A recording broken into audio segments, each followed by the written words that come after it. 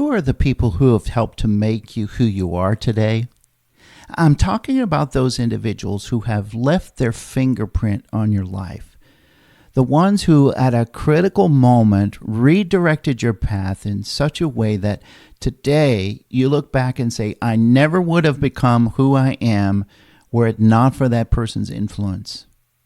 Is it an author, a church leader, a cherished friend? Go ahead, make a list. My guess is you'll have a pretty long list. Mine include people like Greg Rosser, Mike Purcell, Bobby Halfaker, John Core, Newell Smith, B.W. Hambrick, Mark Prude, Dave Bennett, Brian Wilson, Jerry Porter, Bill Wiesman, David Busick, and even some authors, James Emery White and N.T. Wright. I'm guessing most of you would top your list off at between 50 and 70 people. Now, I want to ask you another question. Who do you know that can look inside you and find that person you long to be, and then help to bring that person to life? Who is it that has been where you want to be and knows how to help you get there? The Bible is filled with all kinds of examples. In fact, mentoring was a way of life in Bible times. It was the way of handing down skills and wisdom from one generation to the next. Moses prepared Joshua to lead the people of Israel into the promised land. Samuel prepared Saul to be king and chastised him when he rebelled against God. Elijah enlisted and prepared Elisha to be his successor. Priscilla and Aquila tutored Apollos, who later became a powerful spokesman for the gospel. Paul took Timothy under his wing on a missionary journey, and then Timothy eventually became the pastor at Ephesus. Gary is one of the unsung heroes of my life and a mentor over the years. I met him back in 1986 when we pastored churches just a few miles apart. Later, Gary became the pastor of a struggling church in southern Ohio. He pastored that church for well over a dozen years, and he saw it grow into a healthy and thriving congregation.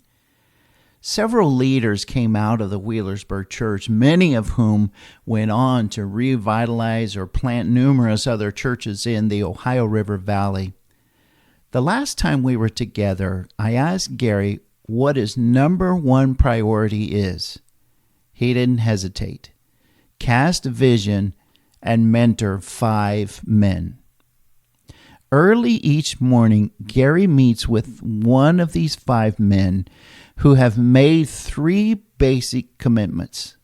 They commit to spiritual formation and intimacy with God through a consistent devotional life.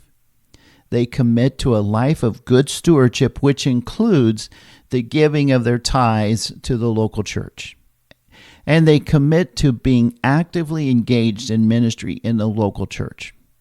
He also asked that each of these 5 men make a commitment to mentor 5 other men.